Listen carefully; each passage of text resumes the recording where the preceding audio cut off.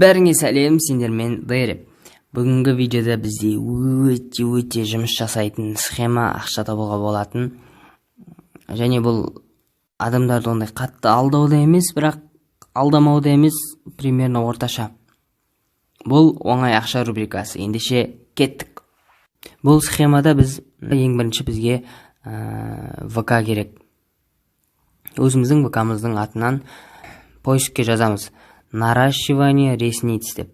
Сосын группалар тауып аламыз да, жаңағы сол кірпіктерді өсіретін адамдарға, бұл әйелдер көбінесе емес барлық әйелдер, соған личный сообщениелерге жазамыз. Типа ең бірінші жазғанда бүйтіп жазамыз. Вам нужны клиенты дейсіздер. Сосын барлығы айтады, типа да дейді. Ол обязательно орыстар болады, себебі қазақтарға жазбай қойыңыздар. Себебі қазақтарды алдауға болмайды. Сосын былай деп жазасыздар.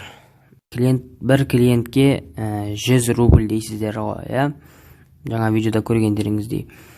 И 100 рубль бұл 600 теңге, или қазір уже 630 шығар, білмеймін.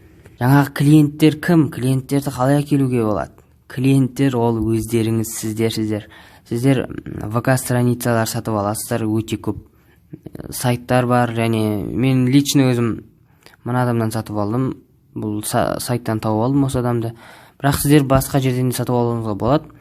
Просто мына адамда арзанда, бірақ қазір қымбаттап кетуі де мүмкін, мен баяғыда сатып алдым.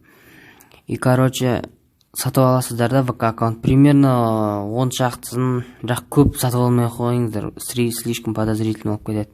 Сосын жаңағы адамға жазасыздар, типа жаңағы фейктердің атынан, сіздердің обязательно қыз болу керек, фейктердің атынан жазасыздар, міне былай жазасыздар. Осы видеоның ең қызық жеріне келдік. Енді основной аккаунтыңыздан, жаңағы ең бірінші аккаунтыңыздан основной жаңағы мастерге жазасыздар бүйтіп. Клиенты пришли деп. Сосын жаңағы адам айтады. Да, пришли. Сколько дейсіздер? Анадан өтірік айтып жіберуі мүмкін, өтірік айтпауы да мүмкін. Бірақ әйтеуір бір адам бір деп болсын айтады. Ал 0 десе, онда сіздер типа бұл адаммен дальше сөйлеспей қойыңыздар, просто черный списокке тығып келесі адамға кете беріңіздер.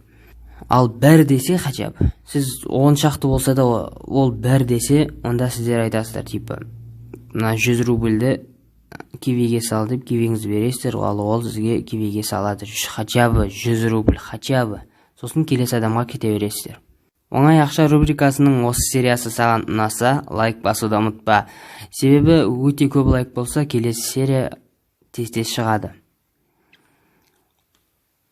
Все. Бетінен сүйдім. Мен гей емеспін. Давай, пока.